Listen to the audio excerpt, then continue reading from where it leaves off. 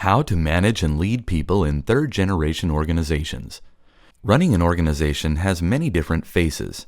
As a human being, you are capable of understanding many of these aspects. For example, before you send a report to a customer, you first want to discuss the report with your boss to be sure about the content and the expected reaction of the customer. Different organizations also require different interactions between people to be sustainable. For example, in a logistics company, a truck driver wants clear and to-the-point directions from his manager on what to transport and where to go to. But in a publishing house, a journalist wants to have a certain amount of freedom from his manager and stimulation to explore his creativity. Sometimes you just behave intuitively. For example, if someone unknown would walk around in your office, you might not know the particular company policy on this situation, but you would speak with him in an inquiring and friendly way to find out what is going on and to make the visitor aware that attention is paid to him.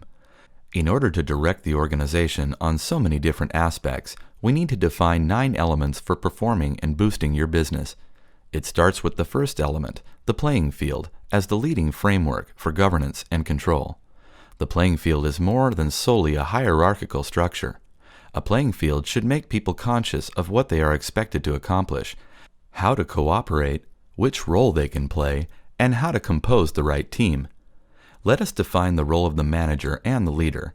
A manager is responsible for the actual performance, but this is just one side of running an organization. A leader of a sustainable business leads his people and his company's destination. Leadership means recognizing people, their drives and their values, and creating a culture and framework where people can flourish in their own regard, with their own authenticity, energy, and power. Human governing and achievements. We define 9 elements of human governance and control. They have different ways of governing your organization and lead to different achievements of the business.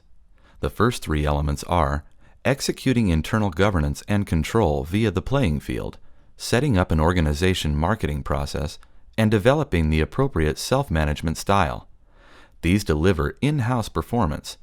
People within the organization achieve as one team with the same common goal and consciousness, which improves the business results. However, to expand or even boost the business, more is needed.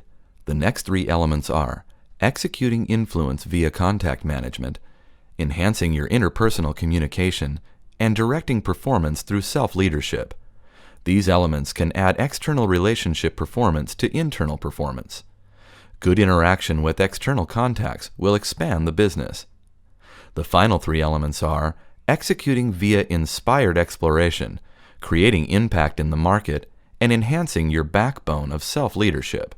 A smart way of using inspirational sources and human energy boosts the business. Leadership and self-leadership are required to execute the strategy from inspiration to outcome and continuity. The personal management dimension. Self-management is needed to perform. How we execute tasks, how we create and apply content, how we achieve results, and how we cooperate with other people in order to be effective in the real world. We define 4 basic personality dimensions of self-management: to do, think, drive, and feel. The doer, the gloves in the visual. The doer wants to accomplish by using his hands. He wants to work. He likes to execute tasks, to transform content into practical value, or to actively network. In combination with a strong drive, he likes to work hard. The thinker, the hat in this visual. The thinker concentrates on the content and works logically, critically, and creative with his brains. He analyzes, he reflects, and he has a creative mind, and he designs structures. The driver, the shorts in the visual. The driver is results and solutions oriented. He looks outside in. Results determine what has to be done inside the organization. He works with his intuition and has a strong motivation and attitude to achieve. He is the pioneering, operational, results and people manager. The feeler, the sweater in the visual. In order to be able to be effective in the real world, we also have to cooperate with other people in organizations and work in teams. We have to be able to be close to people, to understand them, to know who they are, what they want, and what they need. We have to be able to be relaxed with them, to make them feel well, and to make them willing to show their qualities, drives, interests, and vulnerabilities. The feeler is the empathetic side of the challenger, the teacher, and the caretaker. Obviously, not every person is as good in every dimension. The manager in this visual is missing the gloves and thus lacking the do dimension. The practice of management. Which interactions work? In this visual, we see the manager on the left-hand side and his team of employees on the right-hand side. It is a very simplified example where the employees only master one dimension each. This manager masters the think, feel, and drive dimensions. His first employee is a driver, his second is a feeler, and his third is a thinker. However, neither the manager nor his employees are a doer. The first is the driver to achieve. The second is the feeler making use of relationships at work. The third has a lot of knowledge, but neither of them nor the manager is a doer.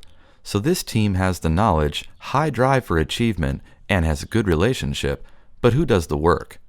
In order to perform and to have sustainable business, we have to learn about our own personality with its unique assets and pitfalls, and understand what type of complementary personalities we need in our team, and how to communicate and cooperate with them. The management dimension. Which interactions between this manager and his employees work and which do not work? The team has the knowledge, drive, and good relationship to work. Interpersonal communication starts with bridging on the heartstring of the receiver. For a driver, this means decision-making and action. For the feeler, this is done through empathy, wisdom, and mutual understanding. For the thinker, it is content, insight, and vision. The wrong way of bridging is to start elaborating on content or processes with the driver, to start focusing on material goals only with the feeler, or to confront a thinker with making decisions directly on gut feeling. The personal leadership dimensions. We define the three personal dimensions of leadership: the I, or autonomous personality, which requires guts, the spirit for enthusiasm, and the self for being connected.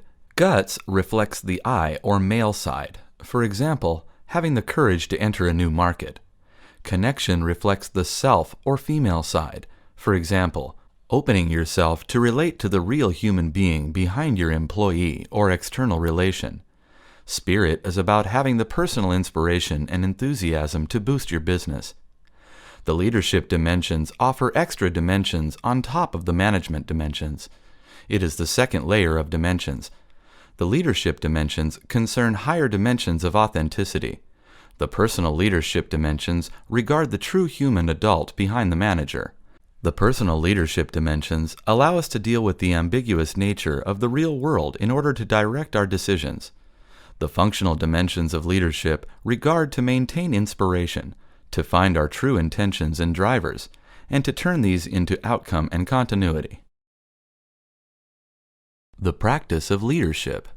A good leader directs his management dimensions: drive, think, feel, and do.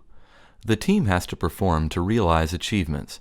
Therefore, we have to take a look at the team dimensions to see whether the team is capable to perform. Every team might have her shortcomings, her insufficient dimensions. We need self-leadership to resolve this. This is easier and more effective if you are able to use your personal leadership dimensions. You do not need to play a role. This leads to the road of authentic leadership. An authentic identity is formed when we are not afraid of difficult ambiguities and can make our decisions on our freedom of choice. This behavior naturally fosters our authentic personality. When we engage and connect with other people's authenticity, we will feel comfortable and might open step by step, leaving their fears behind. When people behave authentically, they have no restraints, they generate more energy, and they feel less resistance. They are creative, and they cooperate easier.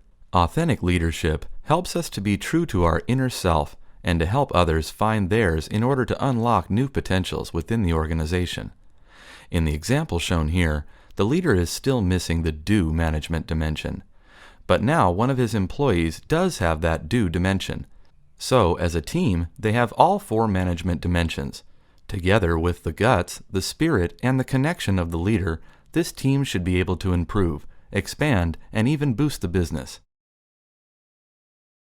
The practice of personal leadership. This leader's individual interactions with each of these three employees are as follows. The spirit gives the right direction and atmosphere, ambitious goals for the driver and meaningful goals for the feeler. The spirit shouldn't stay vague with the driver or set material goals first with the feeler. The I with guts should challenge the driver and help the feeler to make his dream come true. The I with guts should not push too hard on the feeler or the doer.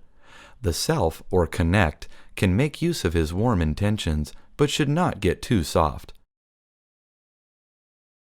How to convert management efforts into performance. So how can management efforts be converted into achievement? And what gives one the energy to be effective and to behave effectively? The energy for self-management performance stems from our four personal dimensions: to do, to think, to drive, and to feel. Similarly to physical exercise, we can be trained to use these sources and become more energetic. We have to be aware of these drivers of energy and how to keep them alive in others to engage our team. When we understand the team-level mechanism of cooperation and also see the bigger picture of the organization's performance, we can truly maximize our own added value in our role. In the visual, a wire runs from the leader's battery through the personal dimensions. Also, the personal dimensions have their batteries. These are catalyzed by the leader's energy. This makes the light bulb grow stronger. Then the wire goes through the performance dimensions. This creates performance. Through effective performance, people feel successful, which gives them more satisfaction. Also, this strengthens the energy that is shown in the light bulb. The leader gets a positive feedback from the performance. He realizes more outcome milestones along his vision and gets more energized as well through his satisfaction. How to convert leadership efforts into outcome. Let us take a closer look at the battery of the leader. As a leader, you need to have spirit, connection, and guts in order to transform intentions into outcome and continuity. Our spirit generates the inspiration and enthusiasm to work together to accomplish common goals. We also need to be in control of what to accomplish. We need autonomy and guts, meaning that we are aware of our position, of politics, of output, content, results, and relationships needed. And we need to know how to prioritize and translate an intention into a purpose and then focus on it. Above all, we need connection. We need to be connected with oneself and with the others. We need to trust each other, show our loyalties, and we need to love what we do. This way, it does not cost so much energy, but it even gives energy. And we get on the same page with people, and things are getting to go smoothly and easily. Only with good leadership skills, the energy of the second battery can be reinforced. The circuit works through sustainable leadership with guts, spirits, and connection, which expands or even boosts the business performance. Today's second generation of governance and control. Today's second generation of governance and control is a top-down deployment approach. This type of leadership is not sustainable over time. The second generation focuses too little on authenticity and giving people space to engage and being inspired in their own energetic way, especially in their personal dimensions. Authentic leadership regards being able to deal with ambiguities without getting afraid and creating engagement for management dimensions and inspiration for leadership dimensions. But in the second generation, leaders do not show their inner self, but play an act and control on power or instrumental processes. They cannot expand or boost because there is no connection, there is no guts or spirit to think ahead and take the next steps. In this visual, the leadership dimensions are not displayed. We only see question marks, no eyes for guts, no smile for spirit, and no heart for connection. This means that in the second generation, the leader does not show his inner self. He is not authentic. The employees do not know the real leadership dimensions of their leader. The leader is playing an act, and the second battery cannot be used. As a result, more than 80% of today's organizations is not sustainable over time because they cannot expand or boost their business. The third generation of governance and control. In the third generation of governance and control, authenticity and shared leadership are key. This is very different from a top-down approach. In this visual, the leader does have a heart, smiles, and has guts. The third generation operates like a flock of geese. Every person has a unique set of abilities in the different dimensions. The situation determines which dimensions are needed and how positions are filled in, including the always changing leadership position of the flock. We explain management and leadership until now in a classical way, a supervisor who manages and leads his people. The same dimensions, however, are true for all of us. We all have our personal dimensions to do, to think, to drive, to feel, our guts, our connections, and our spirit. These personal dimensions energize you and your people, and we all have our functional dimensions, operations, content, results, people, intentions, outcome, and continuity, in order to perform and realize our inspiration. So you can be a self-manager and leader if you get the opportunity to apply and enhance these dimensions. Executing flock leadership requires 3 steps. In step A, you determine who you are. What are your self-management and self-leadership skills and dimensions? In step B, you determine your position in the flock of geese. In which position do your people outperform? In step C, you determine who leads the flock. Steps B and C will be adjusted to each specific situation. Most likely, in each situation, the group has a different leader. For example, in the situation where a lot of knowledge is required, the employee having all that knowledge is the leader. In case of establishing external relations, the employee with the feel attribute might be the leader. The employee with the spirit dimension makes sure everybody gets enthusiastic about a new idea, whereas the employee with the drive dimension is the manager when making sure the ideas are put into action and lead to results. The 4 management dimensions, in combination with the 3 leadership dimensions, reinforce authentic and shared leadership. In the third generation, collaboration has become very important to bring a sustainable leadership approach into practice to be able to expand and even boost your business performance. Are you a leader or a flock leader? YourPeople.global